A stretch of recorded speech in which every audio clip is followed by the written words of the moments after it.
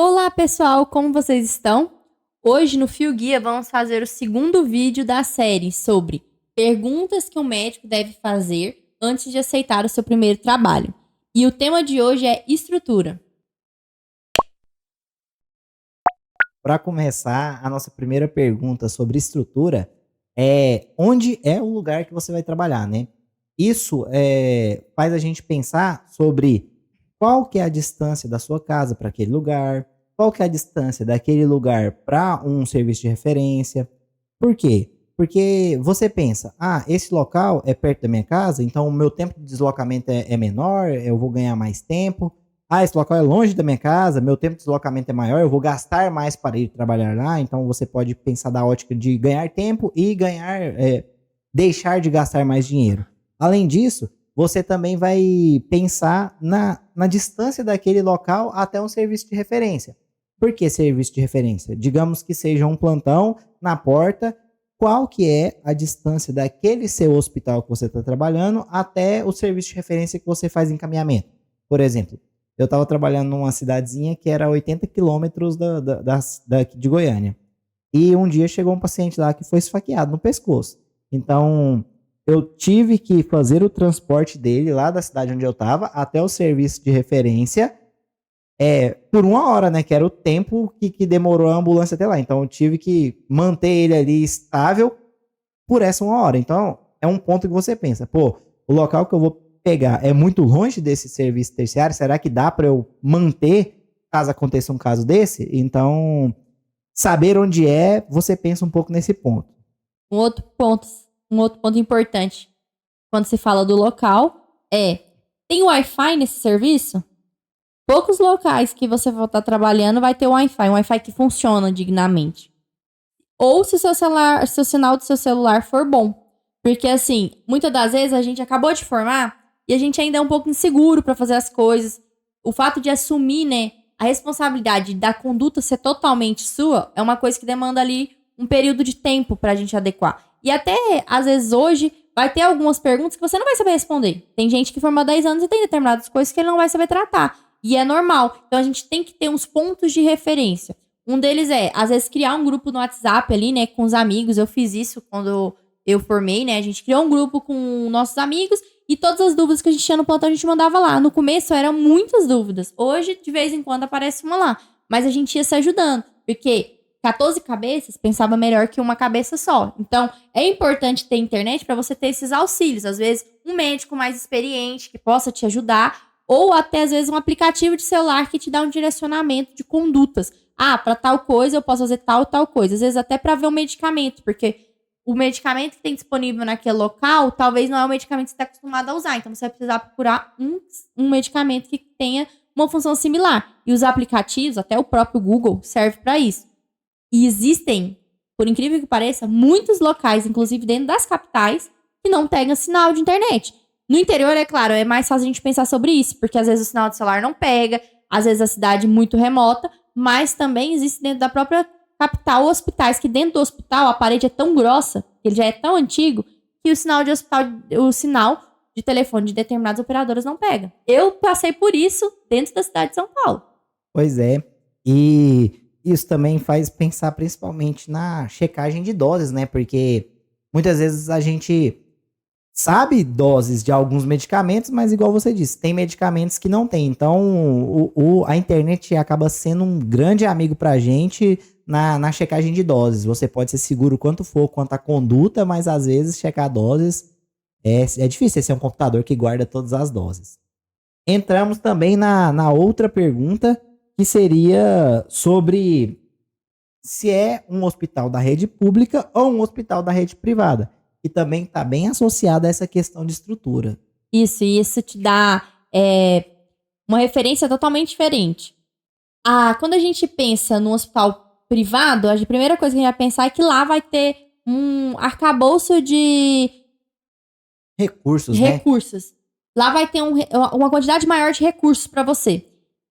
Às vezes é verdade, às vezes você vai chegar lá, você pode pedir tomografia para todo mundo, todos os exames que você quiser, você vai ter uma gama de especialistas. E isso existe disponíveis em alguns hospitais privados. E nem sempre tem essa mesma disposição no hospital público. Muitas das vezes você vai não vai ter exame, né? Isso. Às vezes você vai chegar numa esfera e quanto mais você vai aumentando o nível do hospital, às vezes mais recurso você vai ter. Então, eu vou trabalhar no interior, no final de semana não vai ter exame. Eu vou trabalhar na cidade, mas se for a UPA, até faz exame, mas é restrito em determinada quantidade de medicamentos. Vou trabalhar num hospital terciário ali, que aí você já tem todos os recursos na mão, tomografia, você tem todos os medicamentos ali ao seu dispor, só que com limites das notas de empenho, assim dizendo, né? Então, não, tem tal medicamento? Não, tal medicamento acabou, mas ainda não abriu o empenho, não abriu o pregão para o hospital adquirir um novo. Então, o hospital público, pelo meio que ele adquire os bens dele e os serviços e produtos, faz com que seja mais provável de você ter menos recursos ou alguma estrutura faltante. É claro que a gente está falando disso tirando o universo dos hospitais públicos que são cheios de recursos, né? Porque também tem esse cenário, do mesmo jeito que tem o cenário dos hospitais particulares, que tem menos recursos, mas geralmente a rede privada tende a ter um pouquinho mais de recurso que a rede particular quando comparada em hospitais de mesmo nível. E tem um outro ponto da rede privada que às vezes tem o trave do convênio. Porque nem sempre você vai conseguir fazer determinados exames que você gostaria, porque tal convênio do paciente não libera. Então, tem esse time. Às vezes até a consulta do paciente demora, porque o convênio ainda não liberou. Então, tem essas peculiaridades que existem no sistema privado. E é claro, também existem serviços que, por exemplo, uma UTI, que eu já vi UTI de hospital público muito melhor do que a UTI de hospital privado. Então, varia muito. A gente está fazendo uma comparação bem genérica, porque, no geral, a gente entende que no privado existem mais recursos, mas também existem privados bem ruins. Isso. E públicos muito bons. Eu acho importante a gente pensar nisso também. E aí entra a parte de aquela unidade que você vai trabalhar. Ela possui as condições básicas para o tipo de serviço que você vai prestar. Então a gente aqui falou muito sobre demandas, né, de pronto-socorro, UTI, plantão. Mas digamos aí que você vai trabalhar, não sei, na medicina do trabalho que seja. Naquela sua medicina do trabalho, é possível você executar lá com os recursos que você tem? Então, tem minimamente uma balança para você pesar o paciente, tem tem ali um esfígmo para você aferir a pressão, tem o básico que você precisa para poder fazer. Mas medicina do trabalho não precisa de nada. Você vai deixar um cara que tem o IMC de 47 trabalhar amarrado num equipamento para altura? Não vai, isso já me aconteceu. Então, o paciente chega, o paciente tem um IMC muito acima de 40 e geralmente os EPIs mais tradicionais, eles tendem a ter no máximo de pesagem máxima ali, é isso, né? Um paciente que pesa ali até 110 quilos que eles aguentam, um IMC de 40 ali. Cara, é uma coisa que se você libera e o cara cai, acaba recaindo sobre você. Então, até numa coisa que teoricamente seria simples de trabalhar, com poucos recursos, você ainda precisa ter alguns tipos de recursos. Isso porque a gente nem falou dos recursos que se precisa ter numa unidade de atendimento de urgência e emergência. Ou na própria ambulância, né? Eu tive a oportunidade de dar plantão na rodovia, né? E é um local que a primeira coisa que você tem que fazer para chegar e trabalhar é checar se tem tudo. Checar se dentro da ambulância tem tubo, quais os tamanhos do tubo, se o laringo tá funcionando, checar se o ventilador tá funcionando, se tem oxigênio, checar se tem máscara laringe, checar quais drogas tem, porque às vezes você tá habituado a fazer tal droga num serviço, mas você chega lá, a gente tem um recurso menor, porque a gente tá trabalhando numa ambulância. Então você precisa saber o que tem de disponível de medicação ali para você fazer pro paciente. Então isso foi uma coisa que eu aprendi, inclusive com o enfermeiro que trabalhava com transporte há muito tempo, primeira coisa que você vai chegar num local confira o que você tem para você oferecer o mínimo pro paciente. Como eu trabalho mais com paciente grave, né, ou crítico, então, assim, eu preciso saber se o mínimo que eu preciso para fazer uma intubação, fazer um acesso central, o mínimo tá ali disponível. Um dreno de tórax, procedimentos rápidos pra gente aliviar o paciente. Se você for trabalhar numa porta, você não precisa ter essa preocupação tão grande se tiver outros médicos lá. Se tiver uma sala vermelha, por exemplo. Você não precisa ter essa preocupação. Essa preocupação você joga do médico pra sala vermelha. Mas se você for o único médico do hospital, você precisa ter essa preocupação.